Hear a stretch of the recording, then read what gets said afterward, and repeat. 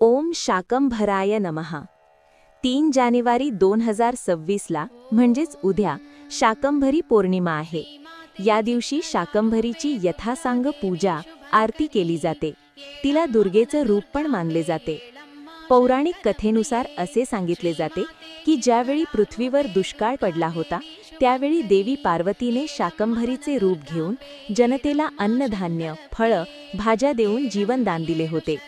म्हणून देवी शाकंभरीला अन्नाची देवी पण म्हटले जाते। तसेच देवीने डोळ्यातून अश्रू ढाळले तेव्हा सृष्टीवर नद्या वाहून सर्व दुष्काळ संपुष्टात आला। म्हणून या दिवशी शाकंभरी देवीची पूजा करतात। तिला या सीझनमधील फळभाज्या, अन्नधान्य यांचा नैवेद्य दाखवला जातो। काही जण या दिवशी उपवासही ठेवतात।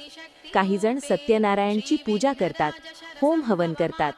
या दिवशी देवीची विशेष पूजा केली जाते व सर्वांना प्रसाद वाटला जातो। या दिवशी अन्नदान करावे। अन्नदानाला फार महत्त्व आहे।